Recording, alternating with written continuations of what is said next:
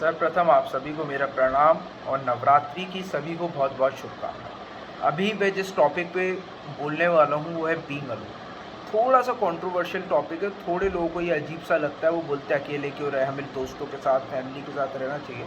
पर मैं ये नहीं कह रहा हूँ कि ज़िंदगी भर अकेले रहो या कभी भी किसी का साथ मत रहो। मेरा कहना बस इतना है, अगर आप अकेले हो तो आप उसको नेगेटिव पॉइंट ऑफ व्यू से हटा के पॉजिटिव साइड पे देखिए। Being alone is not bad. अगर आप उसको एक फ्रूटफुल तरीके से यूज़ करें, अपनी आप को इन्हेंस करें, तो बल्कि वो आपको पावरफुल करेगा, आपके अंदर पावर्स जनरेट करेगा। अगर आप कभी अकेले हैं कार में या घर पे या कहीं पर भी, तो मतलब आपको ऐसा आपके अंदर नेगेटिव ऊर्जा नहीं आनी चाहिए। इस पॉजिटिव ऊर्जा का संचार करने के लिए आप मेडिटेशन कर सकते हैं, आप भगवत गीता पढ़ सकते हैं। मैं खुद लोगों को सजेस्ट करता हूँ कि they should always carry a pocket Bhagavad Gita, and whenever they are alone in the car, in the house, or anywhere in the world, they can just open a book, read a page, and that page will definitely motivate them to do something positive in life. Now I come directly to the point. मेरा being alone का मतलब ये है कि बहुत बार हमें situation पे लोग नहीं मिलते हमें सपोर्ट करने के लिए, मोटिवेट करने के लिए, हमारे साथ जाने के लिए या हमारे साथ खड़े होने के लिए। मान लीजिए आपका मन कर रहा है सिनेमा हॉल जाने का, आज आपका बहुत अच्छा मन कर रहा है सिनेमा हॉल जाने का, पर आपको कोई भी कंपनी नहीं मिल पा रही है, क्योंकि आपके दोस्त हुए, आपके फ्रेंड्स हुए, आपके फैमिली मेम्बर्स हुए, सब बिज़ी हैं बहुत ज़्यादा। पर आपका तो मन कर रहा है, तो आपके अंदर इतनी पावर होनी चाहिए कि आप अकेले सिनेमा हॉल जाएं और सिनेमा हॉल जाकर पॉपकॉर्न खरीदें, रेड बुल खरीदें और खूब इन्जॉय करें। आपका मन कर रहा है कि आप रेस्टोरेंट जाएं, तो अगर आपको कोई नहीं मिल रहा आपके साथ, तब भी आप रेस्टोरेंट जाएं, अपनी पसंद का खाना खाएं और इन्जॉय करें।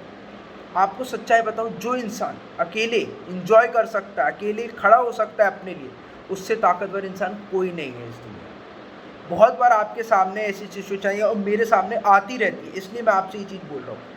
जब मेरे को कोई नहीं मिलता है मेरे टेस्ट की वजह से या मेरी टाइमिंग की वजह से, बट मैं अकेला जाता हूँ, खूब इन्जॉय करता हूँ। एंड आई थिंक ये बहुत ही लवली पार्ट होता है आपकी ज़िंदगी का। So please enjoy.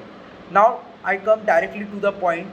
अब बहुत सी बार मेरे साथ क्या होता है कि मैं ये मेन मोटिव यही है, हमें सिचुएशंस पे किसी भी आप कोई बात बोलना चाहते हो या कोई भी आप चीज़ रख रहे हो, उस पर आपको सोसाइटी हुई या आपके फ्रेंड्स हुए, फैमिली हुए, आपको सपोर्ट नहीं करते, तो आपको चिंता करने की ज़रूरत नहीं है।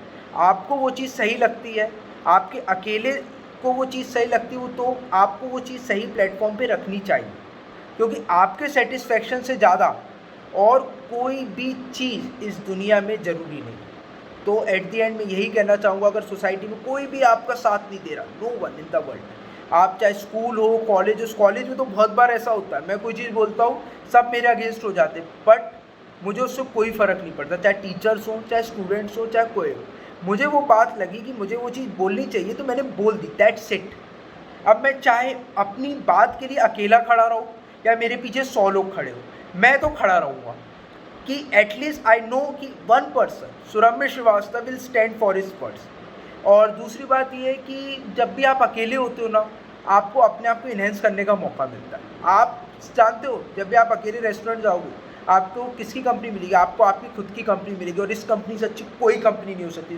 Trust me guys, trust me. Now I would like to wrap up all by saying this: if you feel yourself blessed when you fight alone, then the probability of your winning is much higher, much higher, much higher. Thank you. Jai Hind.